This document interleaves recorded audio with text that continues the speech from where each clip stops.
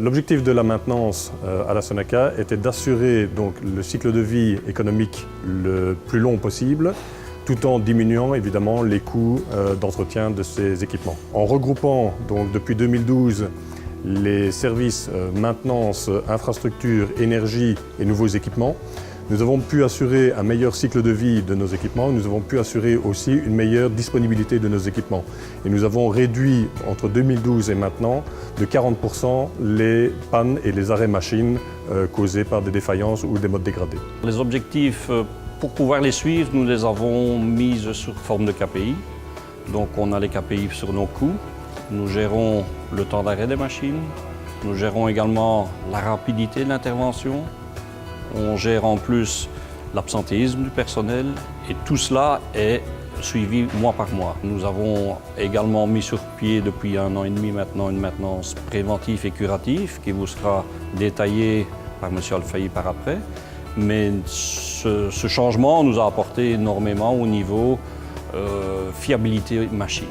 Alors la maintenance préventive depuis 2012 a été rendue indépendante. Donc on a créé une entité de 7 techniciens donc avec un encadrement d'un chef d'équipe qui est complètement indépendante de la maintenance curative. Et ceci pour répondre aux 117 équipements critiques qui ont été déterminés par la production afin de garantir une planification cyclique. Donc ici on travaille sur des fréquences de 6 semaines pour du maintien des équipements critiques. Moi je suis mécanicien, donc on fait un entretien de maintenance, on prend des points litigieux sur la machine, on fait des contrôles avec des appareillages adéquats pour voir s'il y a un problème ou l'autre. S'il y a un problème ou l'autre, on intervient avant que la panne arrive, quoi, voilà. Pour la maintenance curative, c'est mon collègue Jean-Jacques Folly qui est responsable de la maintenance curative. Nous avons une réunion journalière, donc tous les jours, on passe en revue les 117 équipements critiques dans lesquels nous sommes impactés au niveau de notre indicateur de KPI. C'est-à-dire qu'on ne travaille pas sur un taux de disponibilité, mais principalement sur un coefficient. Donc chaque machine stratégique de l'entreprise porte un poids qui est de 3 à 15 et en fonction des heures de panne, on est impacté sur notre résultat. Donc un simple exemple, si une machine est en panne 1 heure mais qu'elle a un poids de 15, on a 15 points qui sont impactés dans notre calcul de KPI. Ce four-ci est un élément critique de notre processus de fabrication. Toutes les tôles aluminium passent par ce four. Donc il est exclu de maintenir ce four en état de panne prolongée.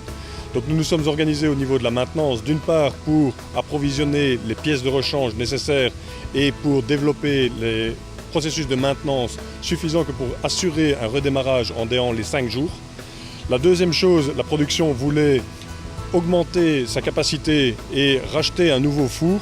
Et au niveau de notre section maintenance technologie, nous avons également travaillé sur l'acquisition, non pas sur l'acquisition d'un nouvel équipement, mais sur l'amélioration du chargement et déchargement du four. Le département maintenance technologie a travaillé avec la production pour éviter de dépenser 2,8 millions d'euros dans l'achat d'un nouvel équipement.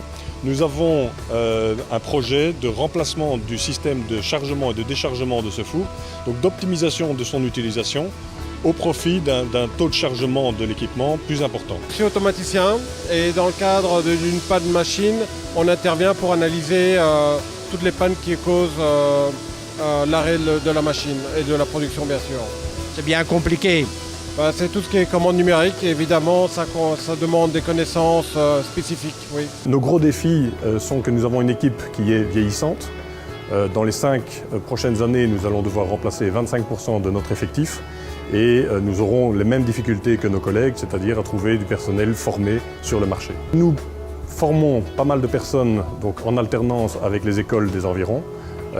Nous avons l'occasion d'accueillir à peu près entre 10 et 15 jeunes étudiants en formation par an sur notre site. Maintenant, nous avons un plan de motivation et un plan de formation de ces personnels qui correspond aux demandes de notre service, évidemment, aux nouvelles technologies qui sont introduites dans la Sonaca, mais également qui correspondent aux demandes des opérateurs suite à leurs évaluations annuelles.